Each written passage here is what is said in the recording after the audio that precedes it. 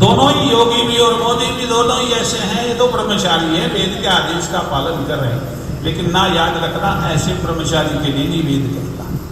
यदि वेद का यही आदेश था तो राम भी राजा बनने के योग्य नहीं थे इस स्थिति में, दशरथ भी राजा बनने के योग्य नहीं थे इस स्थिति में, विश्वामित्र भी राजा ना बनने के योग्य थे इस स्थिति में। अर्थात जितने राजा हुए हैं सारे विवाहित थे, गृहस्थी थे। तो ब्रह्मचारी का यह अर्थ यहाँ नहीं कदापि है कि वो अविवाहित हो, ये कदापि नहीं है। बल्कि अर्थ क्या है ये सुन लो ताकि आपको पता चल सके कि धर्म के द्वारा राष्ट्र संरक्षित होता है, राष्ट्र के द्वारा धर्म संरक्षित होता है, लेकिन सबसे पहले धर्म ही बड़ा है, ये आपको पता चल जाए। क्योंकि राजा को धार्मिक होना चाहिए, ये बात कही। वो कहता है राजा और आचार्य दोनों ब्रह्मचारी हो। पहले अर्थ सुन लो तो पता लग जाएगा आपको कि हाँ ठीक हो रहा है काम। ब्रह्मचारी का एक ही अर्थ नहीं होता, क्या जो हमने मान लिया इसका विवाह नहीं हुआ ये तो ब्रह्मचारी है ना। ब्रह्मचारी के 4 अर्थ होते हैं। कितने अर्थ होते हैं? 4। अब चारों को सुनाकर के तब अपनी बात आगे ले जाऊंगा ताकि आपके समझ में आ सके। ब्रह्मचारी का पहला अर्थ है ब्रह्म मैंने ईश्वर। इसको कौन नकारेगा भला? ब्रह्म मैंने ईश्वर है कि नहीं ये बताओ, है ना। और चलिए मैंने चिंतन करने वाला, जो ईश्वर का चिंतन करता है वो ब्रह्मचारी कहलाता है। यदि वो गृहस्थी भी है, 5-7 बच्चे हैं और वो ईश्वर का भक्त है, ईश्वर का चिंतन करता है, ईश्वर की उपासना करता है, तो वो क्या है बोलो? ब्रह्मचारी। ब्रह्म में रमण करता है, क्यों जी? इसलिए वो क्या है? ब्रह्मचारी। तो पहली शर्त है आचार्यों के लिए भी जो बच्चों को पढ़ाते हैं और राजा के लिए भी वेद आदेश करता है कि दोनों ईश्वर के भक्त होने चाहिए।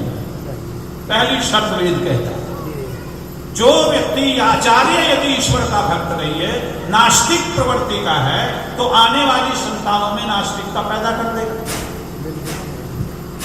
और जब बच्चे नास्तिक होंगे तो फिर पाखंड भी फैलेगा, अंधविश्वास भी फैलेगा, भ्रष्टाचार भी फैलेगा, नैतिक पतन भी होगा।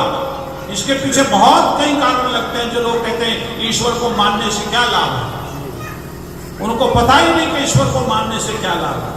जब तक कोई व्यक्ति अपने बड़े को ये मानता है कि मेरा बड़ा मेरे सर पे बैठा है, तब तक वो व्यक्ति गलत काम नहीं करता है। और जिस दिन वो ये मान ले कि मेरा बड़ा तो है लेकिन मैं उसे अहमियत नहीं देता, वो मेरा बड़ा है ही नहीं, उसको पिता मानता ही नहीं, बाबा मानता ही नहीं, फिर वो भ्रष्टाचार और अनैतिकता पर उतारू हो जाता है। ईश्वर को मानना इसलिए भी जरूरी हो जाता है कि हमारा पथभ्रष्ट ना हो, हम कहीं नीचे ना गिर जाएं, गलत ना चल पड़े। जब तक कोई पावर मेरे ऊपर है, सुप्रीम पावर मेरे ऊपर है, तो मुझे उसका भय बना रहता है। और वो क्या है सुप्रीम पावर? बोलो, परमात्मा सुप्रीम पावर है। और जब तक ये आत्मा उसको स्वीकार करती है कि सुप्रीम पावर है, फैल रही है दूसरे देशों में।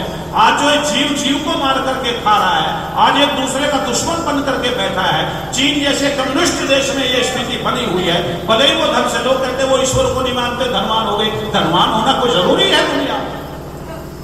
धनवान होना कोई बड़ी बात है दुनिया? नहीं, कोई बड़ी बात नहीं है धनवान होना। धनवान तो वैश्या भी हो जाती है जिसका अपना कोई चरित्र नहीं होता। धन कोई बड़ी बात नहीं है, लेकिन चरित्र और नैतिकता बड़ी बात है। तो उन लोगों के पास में जाइए, वहां इंसानियत गायब है, वहां इंसानियत नाम की चीज नहीं है। बड़े बड़े घोटाले होते हैं, कोई एक दूसरे के प्रति जो है प्यार की बातें नहीं होती है, और वहां वो डर नहीं रहा, इसलिए एक दूसरे को दिशा दिखाने की कोशिश रही। और जिस दिन ये आत्मा ये मानती है कि मेरे ऊपर कोई सुप्रीम पावर है, तो इसे भय बना रहता है, डर बना रहता है, ये गलत काम में प्रवृत्त नहीं हो पाती है, आगे नहीं बढ़ पाती है, डरती है कि कोई सुप्रीम पावर है जो तुझे दंड देगी। इसलिए परमात्मा को मानना जरूरी है, कहीं हमारा नैतिक पतन ना हो जाए, इसलिए मानना जरूरी है। और बाप का कर्तव्य है कि वो अपने बेटों के प्रति पूर्ण रूप से जितना भी है, जैसा भी है, वो देता है। इसीलिए वेद कहता है आचार्यो ब्रह्मचारी, यानी कि राजा को और आचार्य को दोनों को ईश्वर का भक्त होना चाहिए। आस्तिकता उनके अंदर होनी चाहिए। अगली बात कहता है ब्रह्म माने होता है वेद।